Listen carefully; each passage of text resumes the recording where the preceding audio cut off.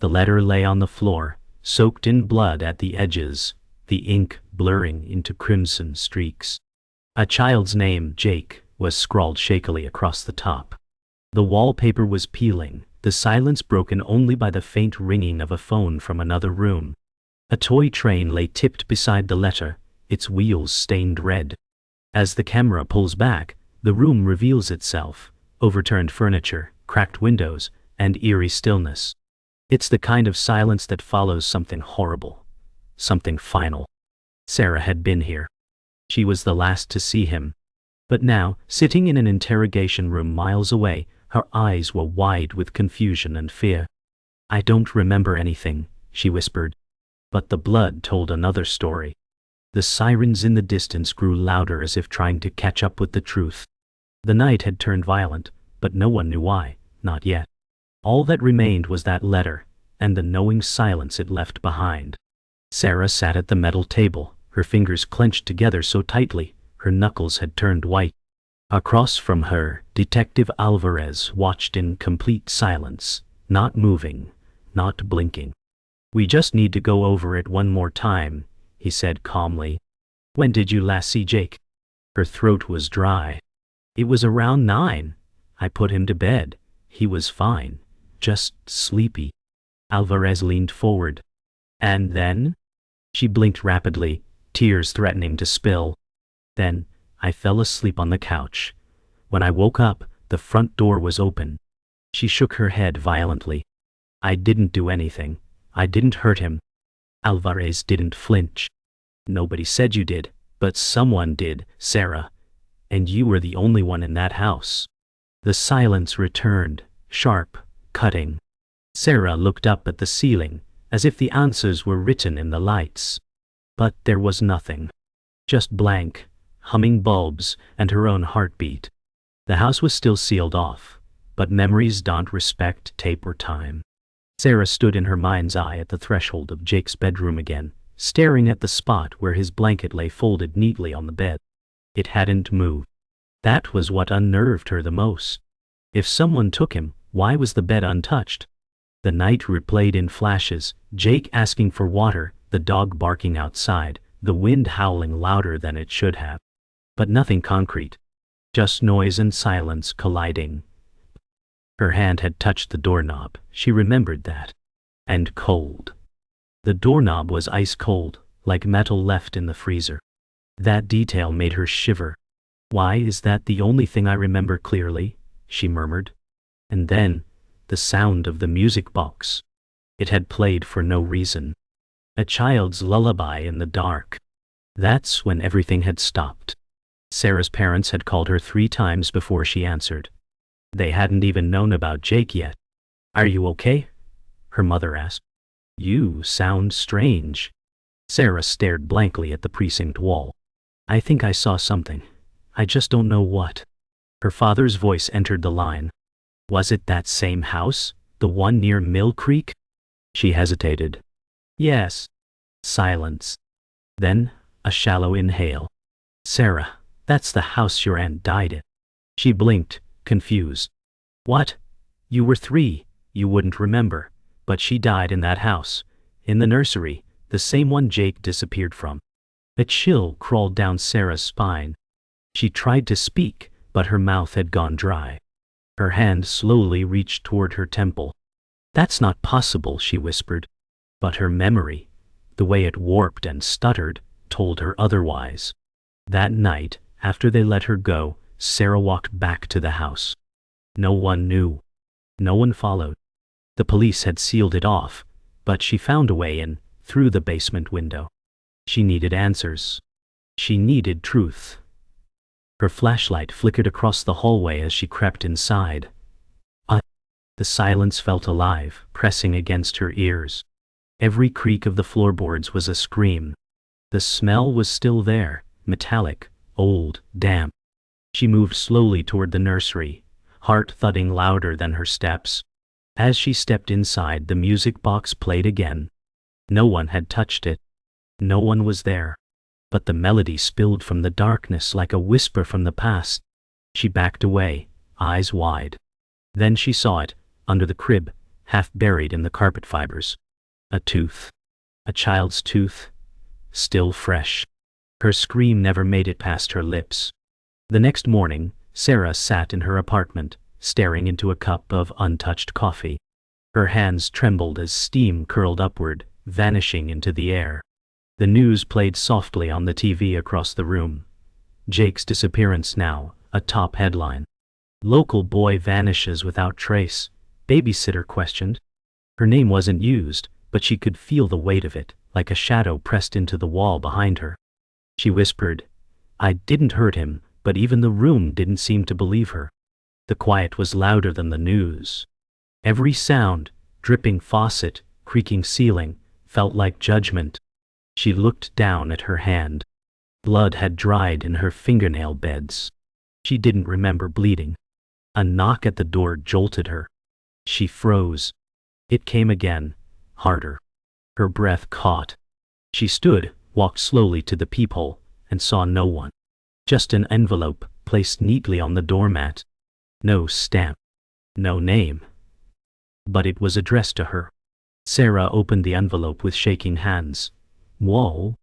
Inside, a single Polaroid fell onto her lap. It showed Jake standing in the nursery, eyes wide, arms raised, not in play, but in fear. Behind him, barely visible in the shadowed corner, was the silhouette of a man. No face. No clarity. Just shape and presence. She recoiled, heart slamming in her chest. The photo wasn't old. He was wearing the same pajamas from the night he vanished. "Where did this come from?" she whispered. There was no postmark, no fingerprints. She flipped the photo over. A line of ink. "Do you remember now?" Her fingers dropped the picture like it burned. Her memory had betrayed her. The music box. The cold doorknob. The silence. Maybe she had seen something. Or maybe someone wanted her to believe she had. Either way, she wasn't safe. Not anymore. Detective Alvarez watched the surveillance footage on loop. Sarah walking into the house. Hours pass. Then, the front door opens, but no one leaves. The timestamp blinks, but the hallway stays empty. He rewinds, slows it down. The door opens again. Still, nothing.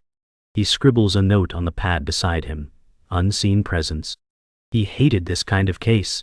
Half truth, half ghost story. The girl's story didn't line up with the evidence. No forced entry. No blood trails outside. But that photo. It had shaken even his partner. "We're missing something," Alvarez muttered. He paused the footage. Something caught his eye. A reflection in the glass cabinet near the door. A shadow. Unmistakable. But no one was in the frame. He leaned in, adjusted the monitor. "There's someone else in that house," he whispered. And they knew the cameras were rolling. Sarah walked through the park near her apartment, hoping movement might drown her thoughts. Parents pushed strollers. Kids laughed in the distance. But it all felt too loud, too normal. She sat on a bench, clutching the envelope the Polaroid came in. Her phone buzzed. A text from an unknown number. "Stop looking. You were never supposed to remember." She stared at the screen, cold crawling up her arms. Was this a warning or a confession? She looked around, faces everywhere, none familiar. Or were they? A woman passed by pushing a stroller, her eyes meeting Sarah's for a second too long. A man sat reading, but never turned the page. She stood quickly, panic rising in her throat. Someone was watching. She felt it in her bones. But she didn't run. Not yet. Instead, she walked to the trash can, placed the envelope inside, and set it on fire. Later that evening, Sarah returned home and searched through her closet for an old box of childhood keepsakes. Her fingers sifted through faded school photos, birthday cards, crayon drawings. And then she found it. A photograph she didn't remember ever seeing. Herself as a little girl, standing in front of the same house Jake disappeared from. The same house where her aunt had died. She was smiling, wearing a yellow dress. Behind her in the doorway stood her brother. His face was turned away. Her breath caught. She looked closer. His hand, he was holding something. A small wooden music box. The same one she heard that night. Her blood ran cold. Why would he have it? She whispered. Her stomach turned. The past wasn't buried. It had only been waiting, quietly, in pieces for her to put it together. Sarah sat on the floor, the photo resting on her lap like a weight. She hadn't seen her brother in years, not since he vanished after their mother's funeral. No explanation. No goodbye. Now his presence in the photo was more than coincidence. She picked up her phone and scrolled through old messages. Nothing recent. But then, one name stood out in her call log. Blocked number, 3:12 a.m. pool. Her thumb trembled. She didn't remember the call. She tapped on it, listening to the voicemail. Static. Then, faint breathing. A whisper. Don't go back there, Sarah. Please. Her heart stuttered. That voice, it was his. Older, raspier, but still him. She clutched the phone to her chest. You knew, she whispered. You were always part of this. Her stomach churned. A knock came from outside her window. Not the door. The window, Mom said. She turned slowly. Nothing was there. Just glass, and a faint outline of a handprint. Alvarez sat in his car across from Sarah's building, tapping a pen against the steering wheel. Something about this case didn't sit right. He'd dealt with killers, liars, manipulators, but Sarah didn't fit. And yet, the evidence refused to clear her. His phone buzzed. Forensics. You need to see this, the tech said. The Polaroid, Sarah's fingerprints were there. But someone else's prints were layered beneath them. They belonged to a man reported dead 5 years ago. Alvarez stiffened. That's not possible. Unless he's still alive, the tech replied. Alvarez stared at Sarah's window, the light flickering within. She's not crazy, he muttered. She's bait. He started the engine, heart racing. If someone was using her, if she was being watched, they were already too late. Someone was moving pieces in the dark, and Sarah wasn't the only one walking into a trap. Sarah returned to the house. She had no plan, just instinct and a desperate need to remember. She stepped through the basement window again, flashlight in hand. Dust swirled as she moved. Every floorboard creaked like a scream. In the nursery, she paused. The air felt different. The music box sat on the dresser untouched, but it started playing again. No wind up. Just sound. Her flashlight flickered. Then she saw it, scratches on the floor near the crib, like something had been dragged. She got on her knees, tracing the grooves with her fingers. A board shifted under her weight. Hollow, dotty. Her pulse surged. She pried it open. Inside, a bundle of fabric. A shirt. Jake's shirt. But it was soaked. Dried blood, and something else. She dropped it, choking on the smell. Then she heard breathing. Slow. Wet. And it wasn't hers. Alvarez kicked in the door, moments later, gun drawn, flashlight slicing through the darkness. Sarah, he shouted. No response. The floor creaked under his feet as he moved room to room. Then, movement. A blur down the hall. He chased it, heart pounding. Into the nursery. The music box had stopped. Sarah. A whisper came from the corner. He turned. She was there, curled up on the floor, shaking. He's here, she whispered. He never left. Alvarez knelt, gun still raised. Who, Sarah? Her eyes met his. My brother. He was watching me then. He's watching now. Suddenly, the lights cut out. The room plunged into darkness. Alvarez spun, back to Sarah. A creak. A breath. Then silence. Something moved behind him. Something too quiet to be seen. They got out alive. But barely. Alvarez dragged Sarah to the car, locking the doors behind them as sirens wailed in the distance. She sat in the passenger seat, eyes blank, hands gripping her knees. It was him, she kept muttering. He was in the walls. Alvarez, still catching his breath, stared at the house as backup arrived. SWAT teams breached every room, but found no one. No signs of recent presence. No footprints. Nothing. He's real, Sarah whispered. He's been hiding there for years, watching families, watching me. Alvarez didn't respond. His eyes were fixed on the attic window, where a silhouette had stood for a heartbeat before vanishing into the dark. He didn't imagine it. Sarah wasn't insane. Something was inside that house, and it wasn't done yet.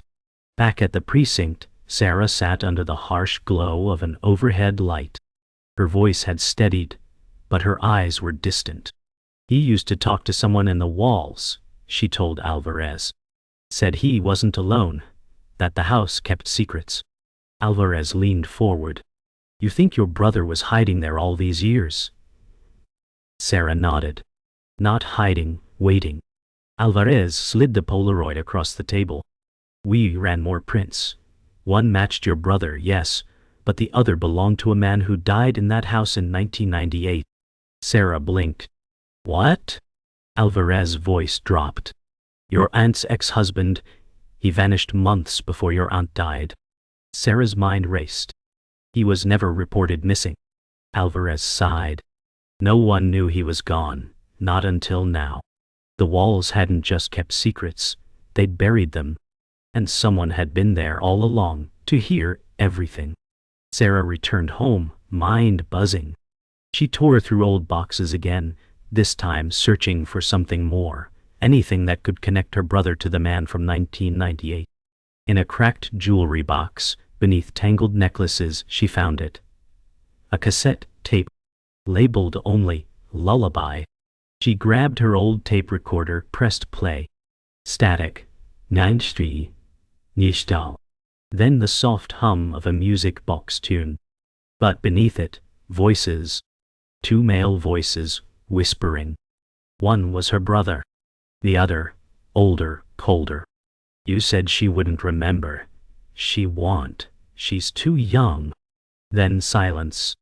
Sarah paused the tape, hand trembling. Her brother had known. He'd planned it. Not just Jake, but everything. The truth hit her like ice. He hadn't disappeared. He'd been orchestrating from the shadows. And someone else had been helping him.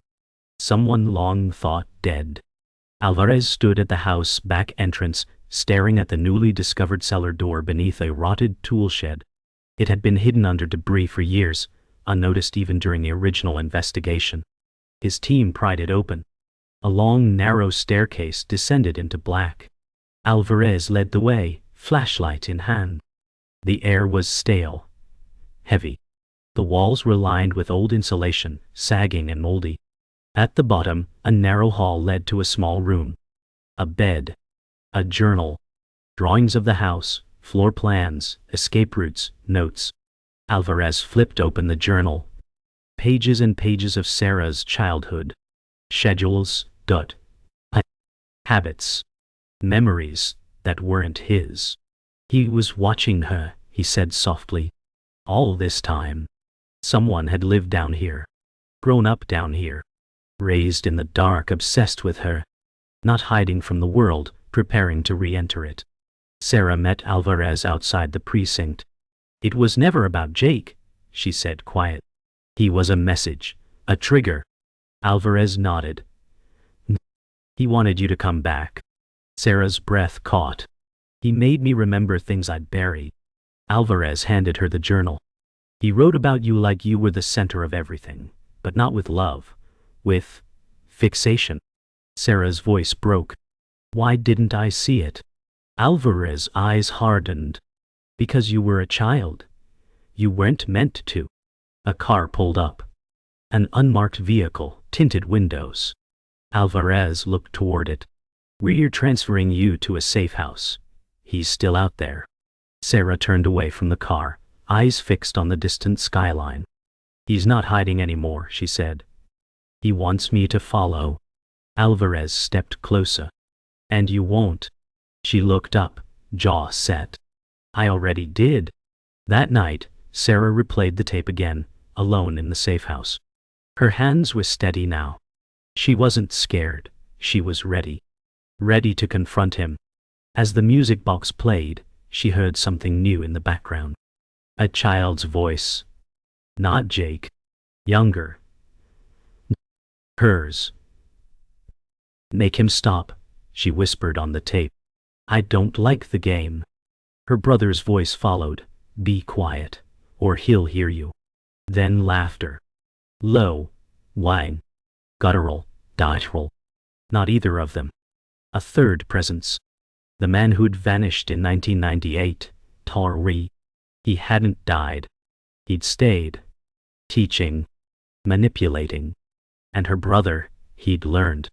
She turned off the recorder, rose to her feet. She no longer saw herself as a victim. She saw what she had become, the only one who understood the monster's pattern. And the only one left to end it. Sarah didn't wait for permission. She left the safe house just before dawn, slipping through the back alley while the guards were still switching shifts. She knew where to go. Mill Creek. The woods behind the old property. She remembered the trail now. A narrow, forgotten path through trees, gnarled like reaching hands. It led to an old storm drain, the one she and her brother used to explore as kids. Back then, it had been a place of secrets and whispers. Now, it felt like a grave. She crawled inside, flashlight flickering against walls etched with old chalk drawings. A crude mural. 2 children, one smiling, the other crying. Her breath caught. She didn't draw that, but she remembered it. Someone had added to it recently. Scratches. Words carved into the concrete. She finally came back. Her skin prickled. She was expected. Inside the tunnel, the air grew colder. Sarah moved slowly, careful not to slip. Water dripped rhythmically from the ceiling, echoing like a countdown. Further in, the walls narrowed. Graffiti gave way to carvings, names, symbols, scratched eyes. Her flashlight sputtered. Then, she saw him. A silhouette at the end of the corridor. Still? Waiting. Waiting. You came, a voice whispered. It was him, older now, taller, but unmistakable. Her brother stepped forward, eyes catching the beam. I didn't think you'd remember. She raised the recorder in her hand. I remember everything. He smiled, warm, chilling. Then you know it was never about Jake. She stepped closer, heart pounding. It was about me, no, he said. It was about us. You and me. Always. Behind him, something moved. Another presence. Watching them both. The thing behind her brother stepped forward. Tall, gaunt, face obscured by a burlap mask. Its presence was wrong, like it absorbed sound. Sarah staggered back as her brother turned, unafraid. He taught me everything, he said. How to wait, how to silence memory. The figure moved with unnatural grace, its limbs wrong somehow, as if jointed in the wrong places. You let him do this to you, Sarah said, voice cracking. Her brother turned to her, eyes filled with both pride and sorrow. He didn't make me, he found me. The masked man reached for her brother's shoulder like a father proud of a son. Sarah stepped back. You're sick. No, her brother said. I'm free. The flashlight flickered again, then died. And in the dark, something began to run. Sarah ran. Dot-one. Heart hammering, lungs burning. Behind her she heard them, one heavy, one light. She scrambled through the tunnel, slipping on the wet floor. A hand grabbed her ankle. She kicked, connected with something soft. A scream echoed. Hers or his, she couldn't tell. She reached the grate at the end and shoved with all her strength. Rusted metal groaned. Light poured in. She clawed through, cutting her hands. Then, freedom. She rolled out onto the forest floor, gasping, covered in blood and grime. But they were still behind her. She didn't stop. Didn't think. Just ran. Branches tore her clothes. Rocks bloodied her feet. The forest didn't welcome her. It tried to keep her. And when she looked back, only one figure emerged from the tunnel. Not her brother. The other one. Alvarez arrived minutes later, gun drawn, finding Sarah alone and shaking beside a tree. "Where is he asked. Sarah pointed toward the tunnel. "He's gone." "Not him, the other one." Alvarez entered, back up on his heels. They found blood. Clothing scraps. But no bodies. No footprints. Just the silence again. Sarah sat in the ambulance, wrapped in a blanket. "I thought it was about memory," she said. "But it was about witnessing. I saw something when I was little. Something no one believed." Alvarez watched the woods, silent. "And now?" She met his eyes. "Now I believe it too." The paramedic closed the door. As the ambulance pulled away, a shape moved between the trees, silent, slow, retreating deeper into the forest. Watching. Always watching. 3 days later, Sarah was released from the hospital. Her body bore the bruises, but her mind had shifted into something calmer. Not peace, just clarity. She sat in Alvarez's office, staring at the photos laid out before her. Jake's pajamas, the cellar journal, the Polaroid, the storm drain mural. Everything was about returning, she said. He never left that house because he never needed to. He built his life inside a story only I could finish. Alvarez watched her carefully. "What happens now?" Sarah picked up the journal. "I remember all of it. The night my aunt died. The man who lived in the walls. My brother, learning from him. But I also remember something they don't." Alvarez leaned in. "What's that?"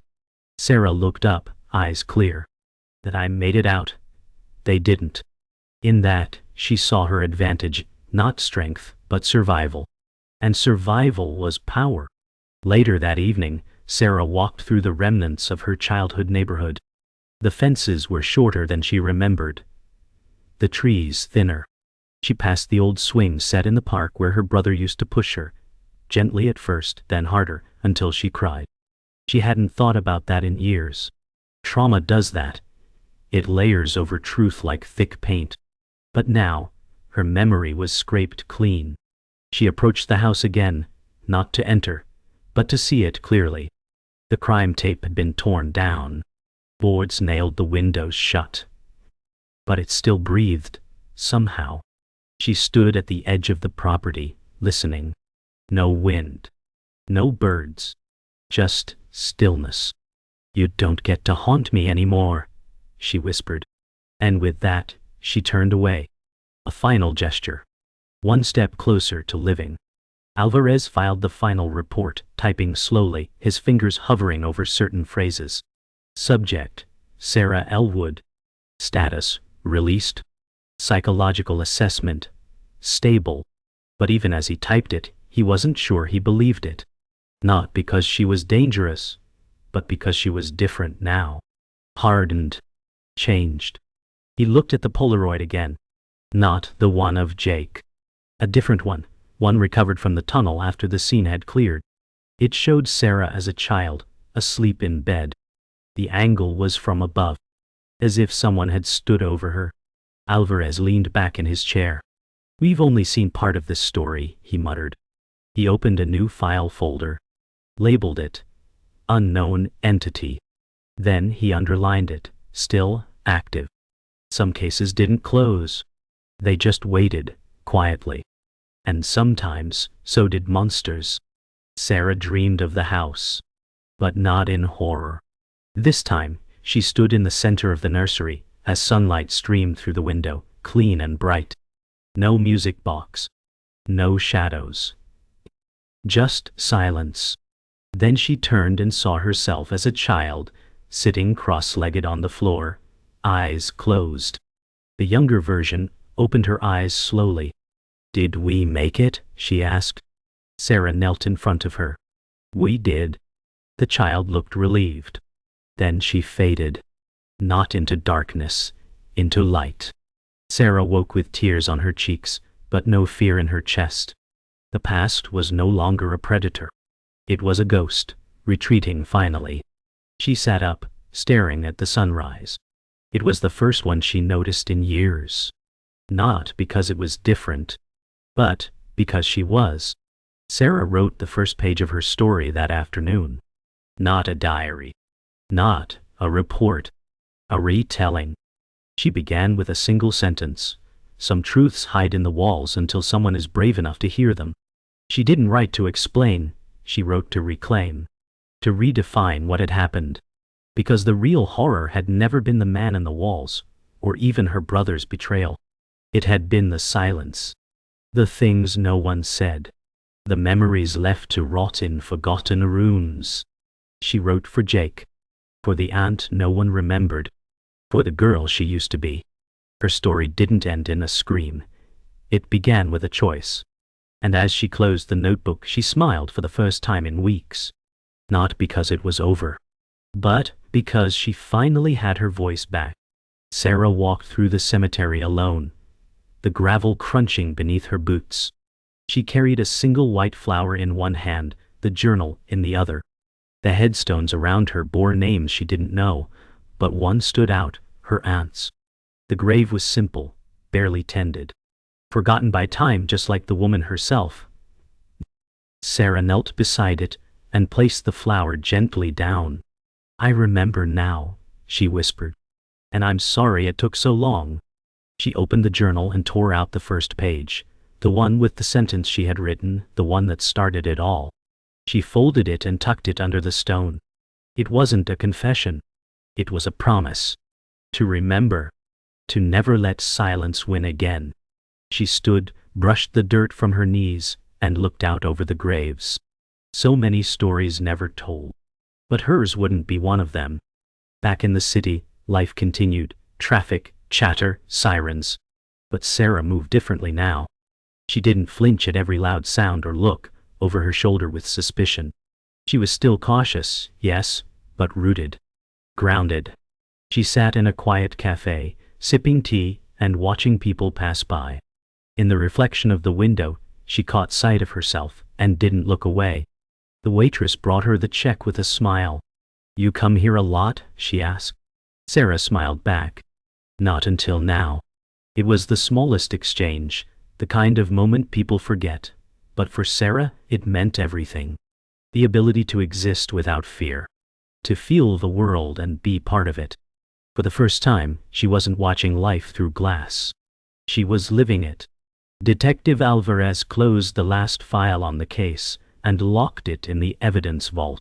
The label read, Elwood, in black ink. He stood for a moment in front of the locked cabinet, hands in his pockets. It wasn't closure, not really. Too many gaps. Too many shadows. But Sarah was safe, for now. And sometimes, that was all you could hope for. As he walked through the station, his phone buzzed. A new report. Another missing child. Different town. Different name. But the details, the music box, the handprint, the cycle hadn't ended. It had just moved on. Alvarez stared at the screen, jaw tight. Somewhere out there something was still playing its game. He grabbed his coat. He wasn't done. Not until the last shadow was dragged into the light. In another state, another town, a girl sat in her bedroom drawing with crayons. Her mother called for dinner. The girl didn't answer. She was listening. Not to voices, but to the silence between them. Her eyes shifted toward the vent on the wall. Something was different. A faint breeze. A whisper of movement. She stood and approached it, pressing her ear close. Nothing. Then, faintly, a lullaby. A familiar one. Her brow furrowed. "Mom?" she called. Her voice trembled. Footsteps echoed outside. Not from the hallway. From the vent. The same song Sarah had once heard played again. Across states, across time. Whatever haunted the house didn't die with the walls. It simply waited for the next place to be remembered. Sarah stood at the edge of a coastal cliff, wind brushing her hair back as waves crashed far below. She had driven until the road disappeared, until the silence was natural, not haunted. She inhaled deeply, the salt air cleansing her lungs. The journal was in her hand, full now. Not just with memories, but insights. Warnings, warnings. Truth. She flipped to the final page and read her own words. The hardest part of surviving isn't fear. It's knowing you saw something, and no one else did. She closed the journal and stared into the horizon. She wasn't healed, but she was awake. And that was enough, for now. In the distance, a gull cried out. A new day waited. She didn't walk away from the cliff. She just turned her back on it, ready, finally, to move forward.